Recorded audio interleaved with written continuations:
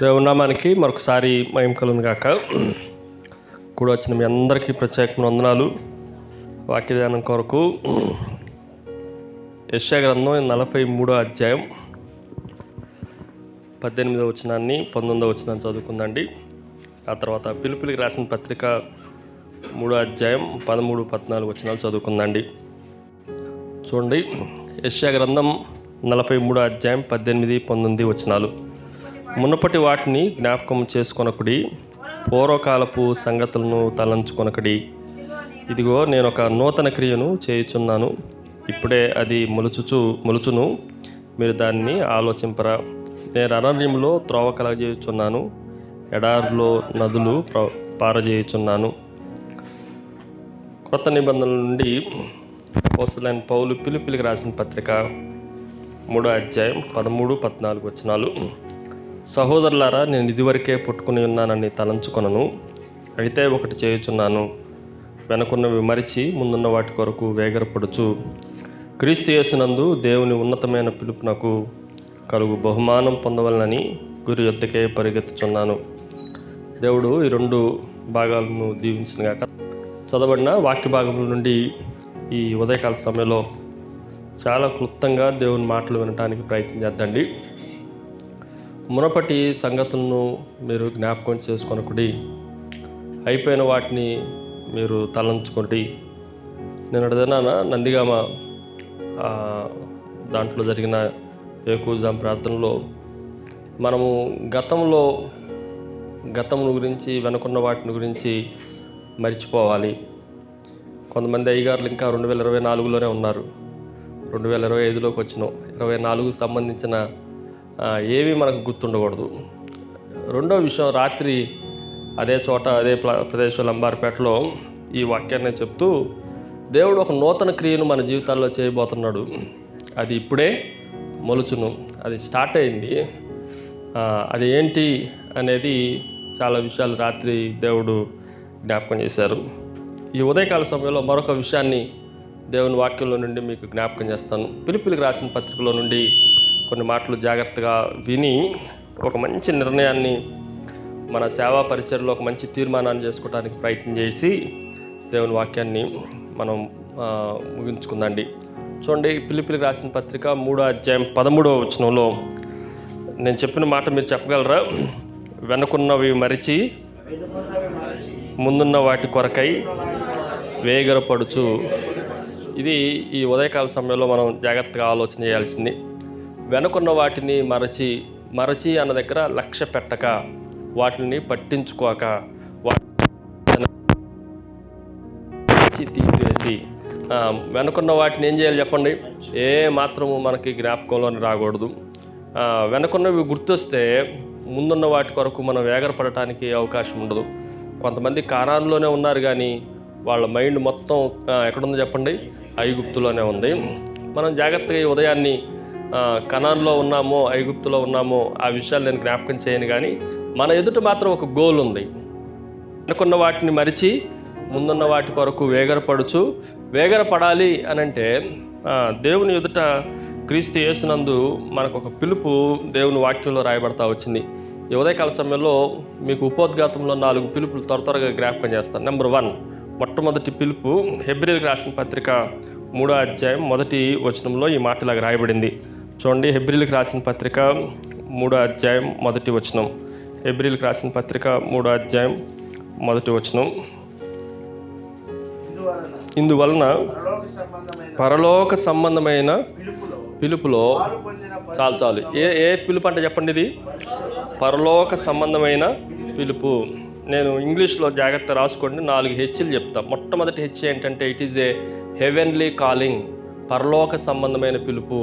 మనల్ని దేవుడు భూ సంబంధమైన పిలుపుతో పిలవలేదు. 12 మంది శిష్యులను భూ సంబంధమైన పిలుపుతో పిలిచాడు. వారిని భూమిలో జీవించినప్పుడు వాళ్ళని పిలిచాడు, వాళ్ళు పనులు చేసుకుంటున్నప్పుడు పిలిచాడు.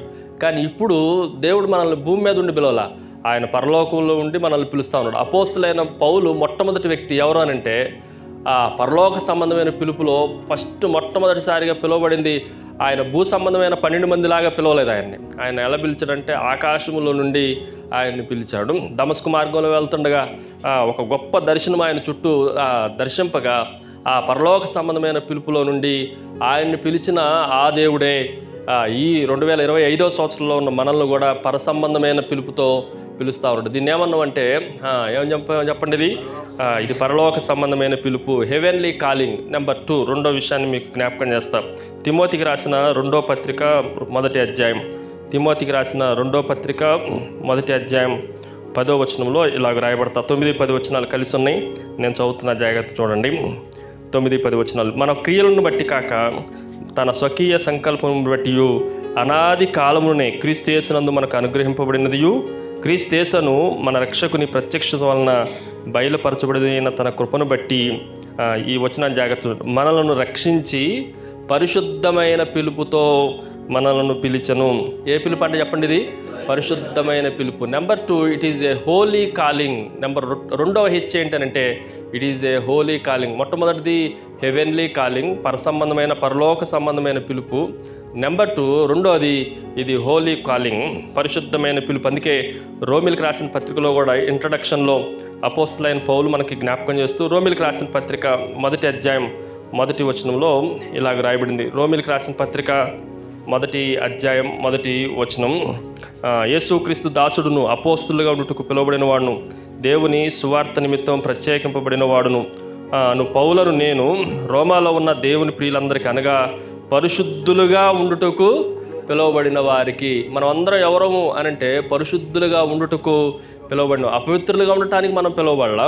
మనము it is a holy calling, ఇది పరిశుద్ధమైన పిలుపు అన్న సత్యాన్ని మనం జాగ్రత్తగా నేర్చుకోవాలి. దాని 3వ విషయాన్ని మీకు జ్ఞాపకం చేస్తాం. 3వ హెచ్ అదేంటంటే ఎఫెసీయులకు రాసిన పత్రిక 4వ అధ్యాయం. అపోస్తలుడైన పౌలు ఎఫెసీయులకు రాసిన పత్రిక 4వ అధ్యాయంలో మరొక మాటను మనం జాగ్రత్తగా ఆలోచన చేద్దండి. 1వ వచనం నుండి చదువుతున్నాం. కాబట్టి మీరు సమాధాన బంధము చేత ఆత్మ కలిగించు ఐక్యమును కాపాడుకున్నట్టు యందు శ్రద్ధ కలిగిన వారై ప్రేమతో ఒకడు సహించుచు, మీరు పిలువబడిన పిలుపునకు తగినట్లుగా దీర్ఘశాంతముతో కూడిన సంపూర్ణ విధేయముతోనూ సాత్వికముతోనూ నడుచుకున్న వలనని ప్రభువు బట్టి ఖైదీని నేను మిమ్మల్ని బతిమాలుకొనుచున్నాను. తర్వాత శరీరం ఒకటే, ఆత్మయు ఒకటే, ఆ ప్రకారమే మీ పిలుపు విషయమైన నిరీక్షణ ఒకటే నిరీక్షణ ఎందుటకు పిలువబడితే, ఇది నిరీక్షణతో కూడిన పిలుపు. It is A hopeful calling. ఇదేంటి చెప్పండి, 3వ హెచ్ ఏంటి చెప్పండి, హోప్ఫుల్ కాలింగ్. మనల్ని ఏ ఆశ లేకుండా, నిరీక్షణ లేకుండా దేవుడు పిలవలేదు. మనకి ఏ భవిష్యత్తు లేకుండా దేవుడు పిలవలేదు. మనకు చాలా నిరీక్షణ ఉంది, చాలా ఆశ ఉంది. అదేంటంటే భవిష్యత్తులో మనం పరలోకంలో ప్రభుతో ఉండబోతున్నాం. అంతేనా? మనం పరలోకంలో ఈ నిరీక్షణ లేకపోతే మనం పిలవడటం వృధా. సో మొట్టమొదటిది పరలోక సంబంధమైన పిలుపు, హెవెన్లీ కాలింగ్. రెండోది పరిశుద్ధమైన పిలుపు, అది హోలీ కాలింగ్. దాని 3వది ఇదేంటి చెప్పండి, నిరీక్షణతో కూడిన పిలుపు, it is A hopeful calling. ఇప్పుడు మనం చదువుకున్న పిలుపులకు రాసిన పత్రిక 3వ అధ్యాయం 14వ వచనంలో మరొక పిలుపు ఉంది. అదేంటంటే it is A high calling. ఏంటి చెప్పండి, ఉన్నతమైన పిలుపు. దీనికన్నా ఇంకా మించిన ఉన్నతమైన హై అనేది ఎక్కడా కనిపించనే కనిపిస్తుంది. It is A high calling. దేవుడు మనల్ని ఎలా పిలుస్తున్నాడంటే మనల్ని తక్కువ దాంట్లో నుంచి పిలవట్లా. దేవుడు మనల్ని పిలిచేది ఉన్నతమైన పని కొరకు పిలుస్తూ ఉన్నాడు, ఉన్నతమైన పిలుపుతో ఆయన మనల్ని పిలుస్తూ ఉన్నాడు. ఈ 4 హెచ్లు కొంచెం జాగ్రత్తగా ఈ ఉదయకాల సమయంలో గుర్తుపెట్టుకోండి. మొదటిది హెవెన్లీ కాలింగ్. అందరూ చెప్పండి, మొట్టమొదటిది హెవెన్లీ కాలింగ్. రెండోది మీకు ఇంగ్లీష్ కూడా నేర్పిస్తున్నాను. రెండోది హోలీ కాలింగ్. మూడోది హోప్ఫుల్ కాలింగ్. నాలుగోది it is a high calling, highly calling. మనం జాగ్రత్తగా ఆలోచన చేస్తే పరలోక సంబంధమైన పిలుపు, రెండోది పరిశుద్ధమైన పిలుపు, మూడోది నిరీక్షణతో కూడిన పిలుపు, నాలుగోది ఉన్నతమైన పిలుపు. ఇంతకీ ఈ పిలుపు అంతా దేనికి పిలిచాడు మనల్ని? దేనికి పిలిచాడు? మనకు ఒక గురు ఉంది, దానికోసం పరిగెత్తడానికి. ఒకవేళ మీరు 2025 సంవత్సరంలో గురి దగ్గర పిలవలేదనుకో, ఇంకో పిలుపు వస్తుంది, నరులారా తిరిగి రండి. ఈ పిలుపు వచ్చిందంటే ఇంక అన్నీ సర్దుకొని పోవటమే. ఈ పిలుపు దగ్గర ఎవడు అమ్మ వచ్చినా, నాన్న వచ్చినా, జార్జ్ ముల్లర్ గారు వచ్చినా కూడా ఆగదు ఈ పిలుపు. సర్దుకోండి అంటే ఏం చేయాలి చెప్పండి? ఆ పిలుపు రాకమునిపే మనం ఏం చేయాలి అని అంటే, మనం చాలాసార్లు ఏమని పిలుస్తామంటే పరలోక సంబంధమైన పిలుపు అని సేవ కొరకు ఎబ్రిల్ రాసిన పత్రికలు ఏం చెప్పిన దేంతో పిలిచిన సహోదరులారా పరలోక సంబంధమైన పిలుపులో మీరు పాలిభాగస్తులు అయి ఉన్నారని ఇది చెప్తే చచ్చిపోయినోడికి పెడతారు పరలోక పిలుపు అని. మీకు అర్థమైందా? బోట్లు ఎక్కడ పెడతారు, ఎవరు ఎక్కడ పోయిందంటే గారు పరలోక పిలుపు వస్తే పోయిండు. పరలోకం నుంచి వచ్చిన పిలుపు మనల్ని బ్రతకటానికి, చచ్చిపోవటానికి కాదు. పని చేయకపోతే, పని అయిపోతే, మన భూమి మీద మన పరిచయం అయిపోతే, మనం చేయాల్సిన పని అయిపోతే అప్పుడు దేవుడు పిలుస్తాడు. అప్పుడు దాకా మనం ఏం చేయాలి అంటే మనకు ఒక గురి ఉంది. ఎక్కడ పరిగెత్తాలి చెప్పండి? మనం గురి వద్దకే పరిగెత్తాలి. మీరు వింటానంటే చాలా మాటలు చెప్తా, విన్నంటే ఏం మాటలు చెప్పలేను. 14 వచనం మరలా చదువుతున్నాం. క్రీస్తు యేసునందున్న దేవుని ఉన్నతమైన పిలుపునకు కలుగు బహుమానము పొందవలనని గురి వద్దకే పరిగెత్తుచున్నాను. సో ఈ ఉదయకాల సమయంలో మనం నేర్చుకోవాల్సిన విషయం ఏంటంటే మనకు ఒక గురి ఉంది, మనకు ఒక గోల్ ఉంది. ఈ ఉదయం మీకు కొన్ని మాటలు చెప్పేసి వాక్యాన్ని ముగిస్తాం. We have smart goal. అందరు చెప్పండి, ఏ గోల్ ఉంది మనకి? Smart goal. అందరు చెప్పాలి, చెప్పండి స్మార్ట్ గోల్ అని చెప్పండి. మీరు చాలా స్మార్ట్గా ఉన్నారంటే అర్థం ఏంటి? చాలా బాగున్నారండి. మన గురి కూడా ఏంటి అని అంటే చాలా స్మార్ట్ గురి. మన గురి కూడా ఏంటి చెప్పండి? స్మార్ట్ అనే మాటను కొంచెం జాగ్రత్తగా రాసుకోండి. నేను ముందు వాక్యం ముందు అవుట్లైన్ చెప్పేస్తాను, ఆ తర్వాత అవకాశాన్ని బట్టి 1-2 మాటలు మీకు జ్ఞాపకం చేస్తాం. మన గురి ఎలా ఉండాలంటే మొట్టమొదటిది స్మార్ట్లో SMART స్మార్ట్. అందులో ఎస్ అంటే ఏంటంటే it is A specific goal, నిర్దిష్టమైన గురి. అందరూ రాసుకోండి, జాగ్రత్త రాసుకోండి. మొట్టమొదటిది ఏంటి చెప్పండి? స్మార్ట్లో మొట్టమొదటి ఎస్ ఏంటి? స్పెసిఫిక్, నిర్దిష్టమైన గురి. మనకి అటు ఇటు కానీ గురి లేదు, ఒక నిర్దిష్టమైన గురి, ఖచ్చితమైన గురి మనం పెట్టుకోవాలి. కొంతమంది ఏంటయ్యా గురి అని అంటే ఏది కనిపిస్తే అది గురి. వాడికి అయ్యగారులు కనిపిస్తే పాస్టర్లు గురి, విశ్వాసులు కనిపిస్తే విశ్వాసులు గురి, దొంగలు కనిపిస్తే దొంగలు గురి, బట్టలు ఇచ్చేవాడు కనిపిస్తే వాడు గురి. మన గురి ఏంటి? ఇంతకీ గురి లేని నా బ్రతుకు ఎరయాయను విరోధికి అని ఒక దేవుని సేవకుడు మంచి పాట రాశాడు. మన గురి ఎలా ఉండాలంటే it is a very specific, నిర్దిష్టమైన గురి. రెండోది it is a measurable goal. జాగ్రత్త రాసుకోండి. రెండో అక్షరం ఏంటంటే ఇట్ ఈజ్ ఎ స్మార్ట్లో రెండో అక్షరం ఏంటి చెప్పండి? It is a measurable. అది ఏంటి అని అంటే కొలవగలిగిన గురి. మన గురి ఎలా ఉండాలి చెప్పండి? మెజర్మెంట్ చేయగలగాలి. మనం ఎంత పని చేసినాం, ఇంకా ఎంత చేయాలి, ఎంత చేయబోతున్నాం అనేది ఒక కొలత ఉండాలి, మెజరబుల్. దాని మూడోది it is A achievable goal. మూడవది మనం జాగ్రత్తగా ఆలోచన చేస్తే సాధించగలిగిన గురి. మూడోది ఏంటి చెప్పండి? సాధించగలిగిన, అచీవబుల్. దెన్ నాలుగోది ఇట్ ఈజ్ ఏ రిలవెంట్. దేనికి అని అంటే రిలవెంట్, మన గురి సంబంధితమైన గురి. అంతేగాని మనం సేవ ఒకటి ఉంటుంది, మనం చేసే పనులు దానికి సేవకు సంబంధించిన ఏం ఉండవు. నా మాట అర్థమవుతుందా? సేవకుడు ఏం చేయాలి? సేవ చేయాలి. మరి ఈయనకెందుకు వ్యాపారం? సేవకుడు ఏం చేయాలి? సేవ చేయాలి. మరి ఈయనెందుకు అటు ఇటు తిరుగుతురు? సేవకుడు ఏం చేయాలి? మన మాట అర్థమవుతుందా? నా మాట అర్థమవుతుందా? మనం ఉన్న దాంట్లో ఒకటి గురి ఒకటి, కానీ ప్రాక్టీస్ వేరు. ఇప్పుడు సచిన్ టెండూల్కర్ ఏం చేయాలి? క్రికెట్ ఆడాలి. ఆయన గురి ఏంటి? సెంచరీ కొట్టాలి. మా అట్ట కాదయ్యా, నేను రోడ్డు మీద తిరుగుతా, కాసేపు సరదాగా నేను అటు ఇటు అని తిరిగితే ఏమవుతుంది? డక్అవుట్ అవుతాడు, అంతే, ఇంకేం ఉండదు. ఈరోజు మనం కొంచెం జాగ్రత్తగా ఆలోచన చేయాలి. Finally it is A time bound. అది ఎలాంటిదంటే సమయానుకూలమైన గురి. సో స్మార్ట్ గోల్ మీరు జాగ్రత్తగా రాసుకోండి. మన గోల్ ఎలా ఉండాలి చెప్పండి? It is very smart. S అంటే ఏమని చెప్పాను?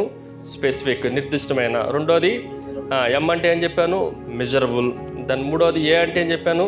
అచీవబుల్. నాలుగోది అంటే ఏం చెప్పాను? రిలవెంట్. ఐదోది టీ అంటే టైం బౌండ్. తెలుగులో చెప్తాం. నిర్దిష్టమైన గురి, రెండోది కొలవగలిగిన గురి, మూడోది సాధించగలిగిన గురి, నాలుగోది సంబంధిత గురి, ఐదోది సమయానుకూలమైన గురి. ఈ 5 గురులు ఈ ఉదయకాల సమయంలో మనం కలిగి ఉండాలి. 1-2 విషయాలన్నా మీకు జ్ఞాపకం చేస్తా. ఈ మాట అన్నది ఎవరు అని అంటే అపోస్తలుడైన పౌలు చెప్తా ఉన్నాడు ఫిలిప్పీ సంఘానికి. ఏమని చెప్తుందంటే, నేను గురి వద్దకే పరిగెత్తుచున్నాను. ఎక్కడికి పరిగెత్తుతున్నాను? నేను గురి ఎద్దకే పరుగెత్తాను. గురి మనకు తూర్పు వైపు ఉందనుకో, మనం ప్రయాణం చేసేది పడమర వైపు ఉంటే గురికి చేరగలవా చెప్పండి? మన గురి ఇటువైపు ఉంది, తూర్పు వైపున ఉంది. మనం నడిచేది ఎటువైపు నడుస్తున్నాం? పడమర వైపు నడుస్తున్నాం. ఎప్పటికైనా చేరగలవా? ఎప్పటికీ చేరలేము. మనం అలాగే మన గురువు ముందుంటే మనం ఎప్పుడు చూసినా వెనకది మర్చిపో. 2025 సంవత్సరంలోకి వచ్చినా కూడా అయ్యగారులు ఏమంటారు, 2022 సంవత్సరంలో జార్జ్ ముల్లర్ గారు నాకేం చేశారు నాకు బాగా గుర్తుంది. నువ్వు ఆడే ఉండు రమ్మని నిన్ను 2025 సంవత్సరాలు రా మాకు, నువ్వు అక్కడే తెచ్చినావు. ఇంకా కొంతమంది అంటారు 2018లో ఫస్ట్ మేము వస్తే ఇప్పుడు ఏమి లేకుండా అయిపోయింది. ఎక్కడున్నారు వీళ్ళు? 2018లో ఉన్నారు. ఒక్కొక్క అక్క గుర్తుపెట్టుకుంటుంది బాగా. నాకు పెళ్ళైన 3వ రోజే నువ్వేమన్నావు తెలుసా? ఈ అయ్యగారు నిద్రపోనేదు. 2025 సంవత్సరాల్లో పక్కన పడుకున్న అయ్యగారు ఎప్పుడు పెళ్ళి అయిపోయిన 40 సంవత్సరాలు అయింది పెళ్ళి అయ్యి, పిల్లలు పుట్టారు, మనవాళ్ళు వచ్చారు, మనవరాళ్ళు వచ్చారు. కానీ ఏం గుర్తుపెట్టుకుంది? ఆ రోజే. మీ అమ్మ ఏమన్నదో తెలుసా?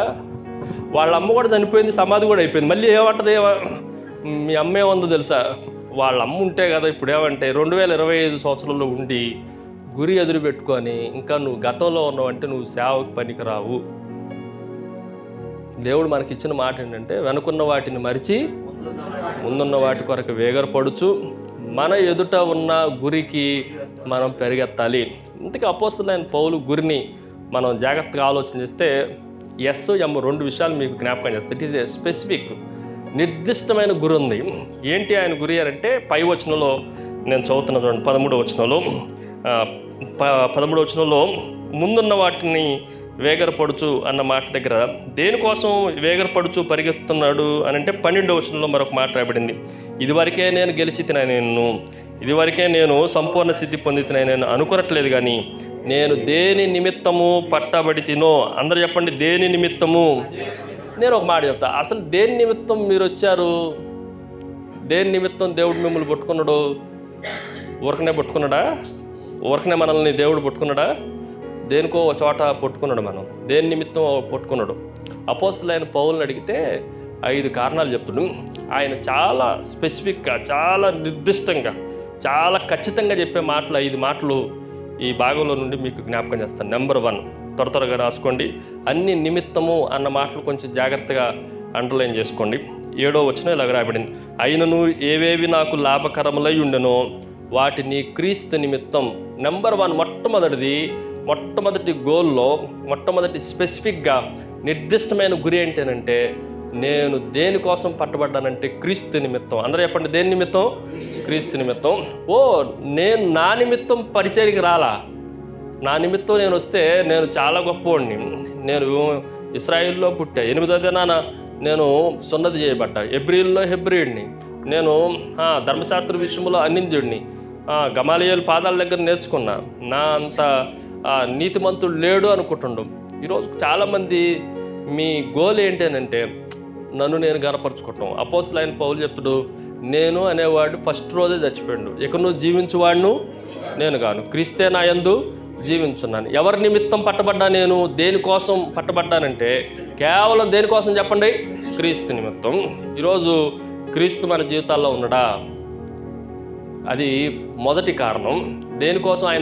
ఆయన గోల్ ఎంత నిర్దిష్టంగా ఉందో, ఎంత స్పెసిఫిక్గా ఉందో మనం జాగ్రత్తగా ఆలోచన చేయాలి. దేనికోసం అని అంటే క్రీస్తు నిమిత్తం. 2వ విషయాన్ని మీకు జ్ఞాపకం చేస్తాను. ఆ తర్వాత వచనం 8వ వచనం, నిశ్చయముగా నా ప్రభువైన యేసు క్రీస్తుని గురించిన అతి శ్రేష్టమైన జ్ఞానము నిమిత్తం. 2వది దేని నిమిత్తం అంటే చెప్పండి?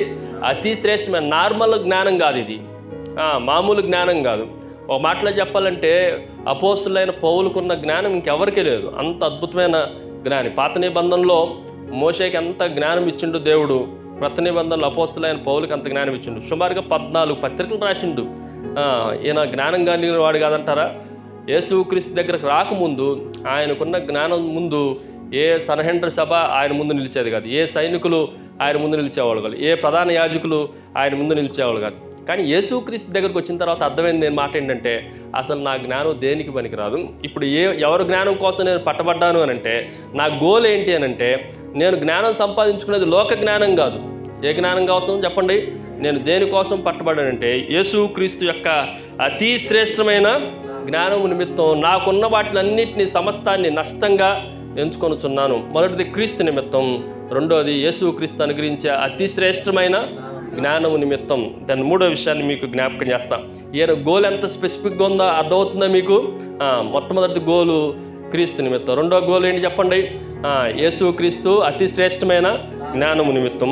మూడో విషయాన్ని మీకు జ్ఞాపకం చేస్తాం. 9వ వచనంలో క్రీస్తును సంపాదించుకొని ధర్మశాస్త్ర మూలమైన నా నీతిని గాక, ఎవరి నీతిని గాక అని చెప్తుంది చెప్పండి? నా నీతిని గాక క్రీస్తునందుల విశ్వాసం వలన నీతిని, అనగా విశ్వాసమును బట్టి దేవుడు అనుగ్రహించిన నీతి గలవాడనై ఆయన అందు అగపడు నిమిత్తం.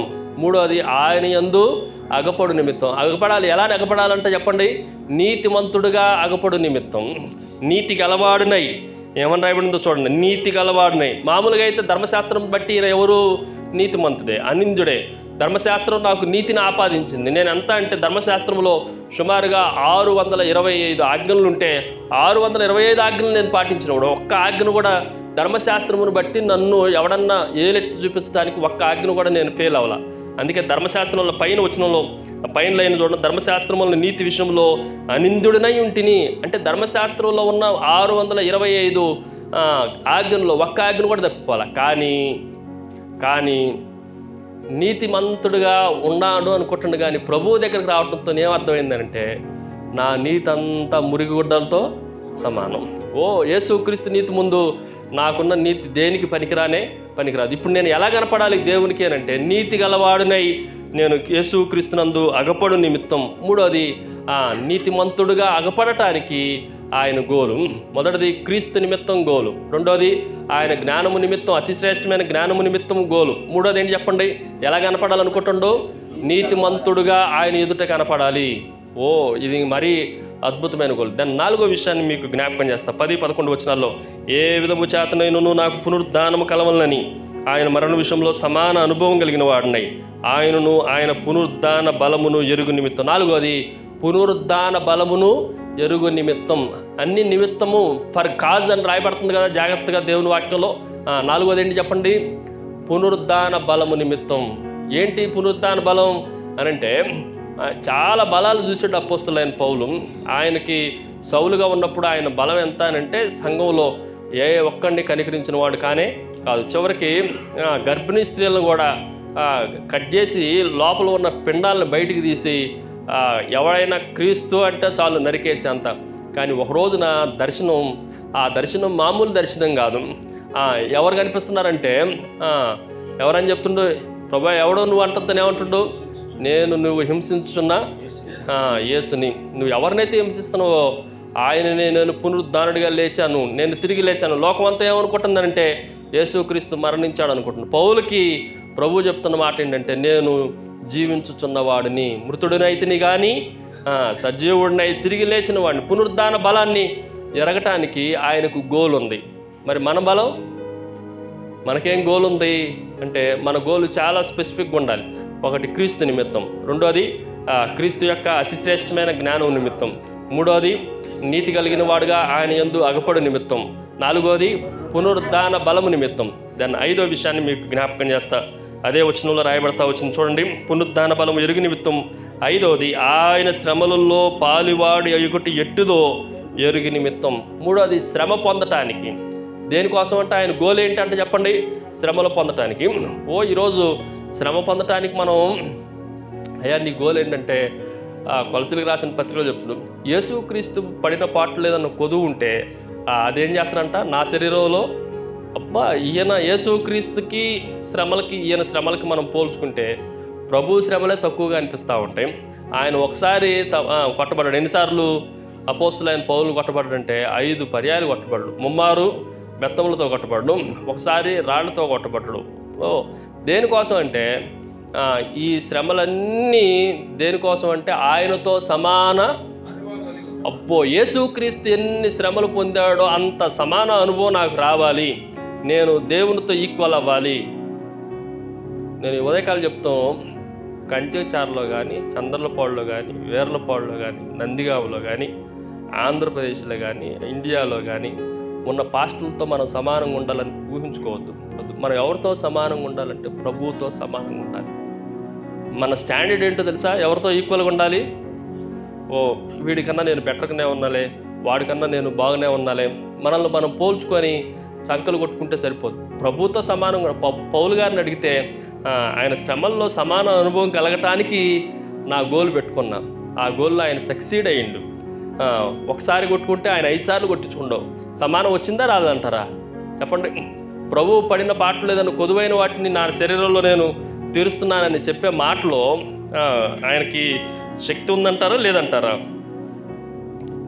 కొంచెం పేజీ తిప్పండి. కొలసీలకు రాసిన పత్రిక 1వ అధ్యాయం 24వ వచనంలో, ఇప్పుడు మీ కొరకు నేను అనుభవించిన శ్రమల యందు సంతోషించుచు సంఘము అని ఆయన శరీరం కొరకు క్రీస్తు పడిన పాటలలో కొదువైన వాటిని నా వంతు నా శరీరమందు సంపూర్ణం చేయొచ్చును. నా వంతు అన్న మాట భలే మంచి మాట. ఆయన టైంలో పౌలు గారు సుమారుగా సేవ చేసిన సేవా పరిచయను చూస్తే ఆయన సుమారుగా 30 సంవత్సరాలు సేవ చేశాడు. 14 సంవత్సరాలు ట్రైనింగ్ చేశాడు. తర్వాత చాలా అద్భుతమైన సంఘాలు కట్టాడు. సుమారుగా 30-35 సంవత్సరాలు సేవ చేసిండు. ఒక తరం మొత్తం సేవ చేసిండు. ఏం చేసిండంటే తన వంతు ఏం చేయాలనుకుండో అట్లన్నిటిని క్రీస్తు నిమిత్తం శ్రమలన్నీ పొందిండు. మనకు కూడా టైం అయిపోయింది, ఎప్పుడు పోతామో తెలియదు. మీ వంతు మీరు సంఘం కొరకు, క్రీస్తు సంఘం కొరకు, క్రీస్తు శరీరం కొరకు చేశారా? చేయకపోతే గురి పెట్టుకోండి. గురి లేకపోతే అవ్వదు మనకి. మనం జాగ్రత్తగా ఆలోచన చేస్తే 5 విషయాలు మీకు జ్ఞాపకం చేస్తాం. మొదటిది, అందరూ చెప్పండి, క్రీస్తు నిమిత్తం. ఏంటి ఆయన గోల్? స్పెసిఫిక్గా, ఎంత స్పెసిఫిక్గా నిర్దిష్టంగా ఉందంటే నేను క్రీస్తు నిమిత్తం. రెండోది, అతి శ్రేష్టమైన జ్ఞానము నిమిత్తం. మూడోది, నీతి గలవాడుగా ఆయన యందు కనబడు నిమిత్తం, అగబడు నిమిత్తం. నాలుగోది, పునరుద్ధాన బలము నిమిత్తం. ఐదోది, శ్రమలు పొందటానికి, శ్రమానుభవం పొందటానికి, దాని నిమిత్తం నేను పట్టబడ్డా. దేని కొరకు పట్టబడ్డాడో ఆయనకు అర్థమైంది. ఆయన గోల్ స్పెసిఫిక్గా ఆయనకు అర్థమవుతా ఉంది. It is A smart goal. ఇది బాగా గుర్తుపెట్టుకోండి. ఏ గోల్ అది? Smart goal. మొట్టమొదటిది ఎస్ అంటే ఏమని చెప్పాను? స్పెసిఫిక్ గోల్, నిర్దిష్టమైన గురి. రెండోది ఎం అంటే ఏం చెప్పాను? మెజరబుల్, అది కొలవగలిగిన గురి. దాని మూడోది అచీవబుల్, అది సాధించగలిగిన గురి. దాని ఆరోది ఇట్ ఈజ్ ఏ రెలవెంట్, అది సంబంధితమైన గురి. ఐదోది it is A time bound, ఇది సమయానుకూలమైన గురి. ఇందులో మొదటిది మీకు స్పెసిఫిక్ గురి మీకు జ్ఞాపకం చేస్తా. ఏంటి అనంటే ఆయన చాలా నిర్దిష్టంగా ఉన్నాడా, ఏమన్నా అటు ఇటు ఉన్నాడా? మనకి మన సేవ అంతా ఎలా ఉందో తెలుసా? ఇప్పుడున్న సేవకులు ఒక మాట చెప్తాం. మనం ఎలాంటి సేవకులు అంటే మనకి ఏ మూడు వస్తే ఆ మూడులో సేవ చేస్తాం. ఇది మన సేవ. ఏంటంటే ఒక స్పెసిఫిక్గా నిర్దిష్టంగా ఉన్నది లేనే లేదు. నేను ఒక మాట చెప్తాను. మన ప్రార్థన, నిర్దిష్టమైన ప్రార్థన ఉందా మీకు? 2025 సంవత్సరంలో పెట్టుకోండి.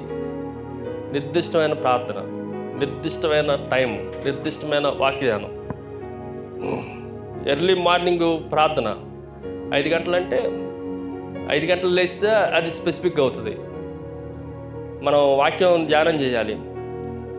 రోజుకి 4 అధ్యాయాలు 3 అధ్యాయాలు చదవాలి అని అందరికి విశ్వాసాలు చెప్తుంది. సేవకులు అయితే ఎన్ని చదవాలి? సేవకులు 4 అధ్యాయాలు చదివి విశ్వాసులు 4 అధ్యాయాలు అవుతాయి. మనల్ని ఎందుకు సేవకులు అని పిలిపించుకుంటాం? మనం ఏం తెలుసా? విశ్వాసులు చదవాలి, కానీ మనం అసలు చదవం. మనం ఎప్పుడు చదువుతాం అంటే రేపు మెసేజ్ ఉందంటే ఈ నైట్ కూర్చొని చదువుతాం. అది కూడా మెసేజ్ కోసం చదువుతాం. జాగ్రత్త పెట్టుకోండి. మన గోల్స్ స్పెసిఫిక్గా ఉండాలి, నిర్దిష్టంగా ఉండాలి. ఈ సంవత్సరం 100 ఆత్మలను రక్షించాలి, నిర్దిష్టంగా ఉండాలి. ఈ సంవత్సరం ఇన్ని మీటింగుల్లో మనం ఉండాలి, నిర్దిష్టంగా ఉండాలి. ఇంతకాలం ఇన్ని గంటలు ప్రార్థన చేయాలి. 365 ఇంటూ ఒక 2 గంటలు వేసుకుంటే ఎన్ని గంటలు అవుతుంది చెప్పండి? దాదాపు 800 పై చిలుకు వస్తూ ఉంది. 800 గంటలు నేను ప్రార్థన చేయాలి. ఒక నిర్దిష్టమైన 1000 గంటలు ప్రార్థన చేయాలని పెట్టుకోండి. ఈరోజు నిర్దిష్టమైన గురువులు లేకపోతే అసలు మనం పనికిరావు. రెండోది మెజరబుల్. అందరూ చెప్పండి. అదేంటంటే ఇక్కడ 4 వ్యక్తుల పేర్లు చెప్పి నేను ముగించేస్తా, టైం లేదు కాబట్టి. 3వ అధ్యాయంలో మనం జాగ్రత్తగా ఆలోచన చేస్తే గోలు చాలా స్పెసిఫిక్గా అపోస్తలుడైన పౌలు జ్ఞాపకం చేస్తూ ఉన్నాడు. కానీ 3వ అధ్యాయానికి కొంచెం ముందుకెళ్తే 2వ అధ్యాయంలో 4 వ్యక్తుల పేర్లు మీకు జ్ఞాపకం చేస్తా. వాళ్ళు వాళ్ళ గురిని, వాళ్ళకున్న లక్ష్యాన్ని, వాళ్ళకున్న గమ్యాన్ని, వాళ్ళకున్న గమనాన్ని, వాళ్ళకున్న డెస్టినేషన్ని వాళ్ళు ఎలాగ సంపూర్తి చేశారంటే వాళ్ళ కొలతను మనం కొలవచ్చు. ఏంటి అనంటే ఈ గురి కోసం వాళ్ళు ఏం చేయగలిగారంటే, జాగ్రత్తగా రాసుకోండి. పిలుపులకి రాసిన పత్రిక 2వ అధ్యాయం 1వ వచనం నుండి 30వ వచనం వరకు ఈ అధ్యాయంలో 4 వ్యక్తుల పేర్లే ఉంటాయి అంతే. జాగ్రత్తగా అవుట్లైన్ చాలా సింపుల్ అవుట్లైన్. 2వ అధ్యాయం 1వ వచనం నుండి 11వ వచనం వరకు ఇది మన ప్రభు అయిన యేసుక్రీస్తుని గురించిన భాగం. ఎవరి గురించిన భాగం చెప్పండి? యేసుక్రీస్తుని గురించిన భాగం. రెండోది 12వ వచనం నుండి 18వ వచనం వరకు ఇది 2వ భాగం. ఇది అపోస్తులైన పౌలుని గురించిన భాగం. దాని 3వది 19వ వచనం నుండి 24వ వచనం వరకు ఇది అపోస్తులు పౌలైన కుమారుడిగా పిలువబడుతున్న తిమోతిని గురించిన భాగం. ఆ తర్వాత 25వ వచనం నుండి చివరి వచనం వరకు ఈ ఫిలిప్పీ సంఘంలో ఉన్న వాడుగా అపోస్తులైన పౌలు దగ్గర మంచి పరిచయం చేసిన ఎపఫ్రోదీతు అనే ఒక మంచి యోధుడు గురించిన భాగం. 4 వ్యక్తులు. ఎవరెవరు చెప్పండి? మొదటి ఆయన యేసుక్రీస్తు, 2 ఆయన అపోస్తులైన పౌలు, 3 ఆయన తిమోతి, 4 ఆయన ఎపఫ్రోదు.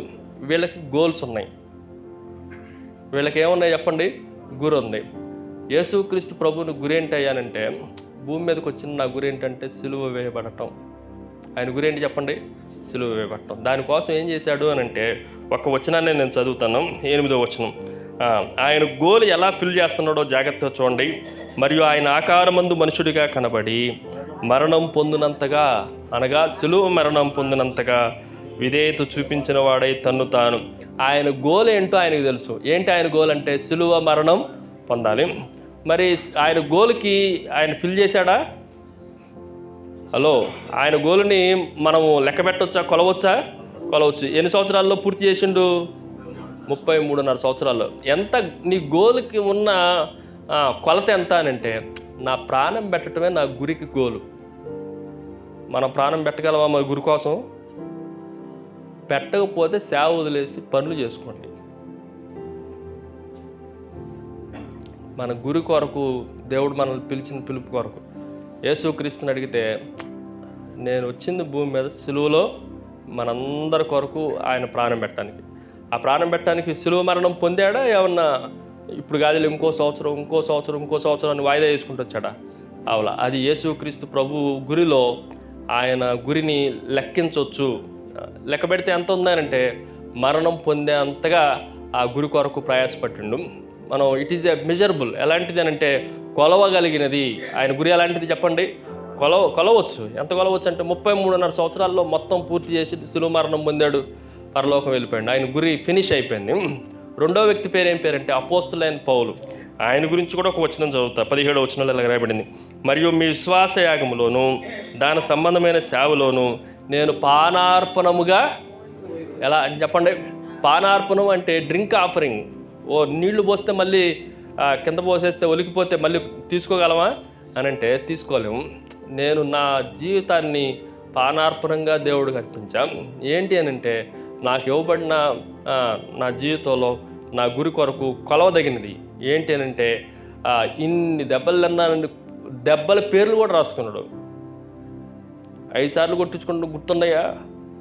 రాళ్ళతో కొట్టించుకుంటూ గుర్తుందా? ఎవ్రీథింగ్. ఏంటి అని అంటే, పానార్పణంగా పోయబడ్డ ప్రాణాన్ని లెక్క చేయాల. అది ఆయన గురి యొక్క నిర్దిష్టమైన గురి ఉంది. రెండోది, ఆ గురిని ఏం చేస్తుందంటే కొలవగలుగుతుండు. పానీయార్పణంగా ఆయన పోయబడతా ఉన్నాడు. 3వ వ్యక్తి ఎవరు అనంటే తిమోతిని అడిగితే, తిమోతి నీకు ఆరోగ్యం బాగాలేదు కదా, మరి సేవ ఎలా చేయగలవు అంటే, సేవ చేస్తానండి. పౌలు చెప్తా ఉన్నాడు, తిమోతి నీకు కడుపులో నొప్పి తరచుగా వస్తూ ఉంది, నీ కడుపు జబ్బు నిమిత్తం ద్రాక్షారసం అప్పుడప్పుడు తాగు. మనకి ఈయన నా కడుపే కాదు నా ప్రాణం పోయినా కూడా నేను సేవ చేస్తా. ఎక్కడ దేనికి వాళ్ళు వెనకాళ్ళ. ఆయన విలువ ఎంత, కొలవదగిలింది ఎంత అనంటే ఆయన ప్రాణం ఇచ్చేంతగా కొలవదగిలింది. 4వ వ్యక్తి పేరు ఎపఫ్రోదీతు. ఆయన అడిగితే ఆయన చెప్తున్న మాట చూడండి. 26వ వచనంలో, అతడు రోగి ఆయనని మీరు వింటిరి కదా, అతడు మిమ్మల్ని అందరిని చూడ అపేక్ష కలిగిన వాడై విచారపడుచున్నాడు. 27వ వచనంలో, నిజముగా అతడు రోగి అయి చావునకు సిద్ధమై ఉండును, కానీ దేవుడు అతన్ని కనికరించును. 29, 30 వచనాల్లో, నా ఎడలను మీ ఉపరిచర్యలో ఉన్న కొదువును తీర్చుటకై. ఈయన కూడా ఎవరంటే చెప్పండి? ఆయన యేసుక్రీస్తు కొదువును తీర్చేవారు పౌలు అయితే, పౌలు కొదువును తీర్చడానికి ఎవరున్నారు? ఎపఫ్రోదితుండ ఏం చెప్తుండంటే మీ ఉపరిచర్యలో ఉన్న కొదువును తీర్చుటికి అతడు తన ప్రాణమునైనను లక్ష్య పెట్టక క్రీస్తు యేసు యొక్క పని నిమిత్తం, ఈ మాట అండర్లైన్ చేసుకోండి, అందరు బైబిల్ అండర్లైన్ చేసుకోండి. యేసు క్రీస్తు యొక్క పని నిమిత్తం చావునకు సిద్ధమై ఉండెను. మనం సేవకులారా యేసు క్రీస్తు పని నిమిత్తం దేనికి సిద్ధమై ఉండాలి? నీ సేవ పరిచయం, నీ గోలు కొలవాలి అంటే దేనితో కొలవాలంటే చావుకు సిద్ధంగా ఉండాలి. ఈ నలుగురు పేర్లు, నలుగురు కొలతలను మనం జాగ్రత్తగా ఆలోచన చేస్తే వాళ్ళ గురి ఎలాంటిది అని చెప్పాను. స్మార్ట్లో ఏమని చెప్పాను? మెజర్ చేయటానికి కొలవదగిన గురి. ఎంత కొలవ అంటే వీళ్ళు నలుగురు వాళ్ళ ప్రాణాన్ని పణంగా పెట్టి కొలిచారు. యేసుక్రీస్తు మరణం పొందాడు, అపోస్తలులైన పౌలు మరణం పొందాడు, తిమోతి మరణానికి ఎక్కడ భయపడలేదు. నాలుగోది ఎపఫ్రోదితు అనేవాడు కూడా ఆయన దేవుని కొరకు మరణించడానికి సిద్ధంగా ఉన్నాడు. మరి మనం ప్రాణం మీద తీపుంటే గురి దగ్గరికి మనం పరిగెత్తలేము.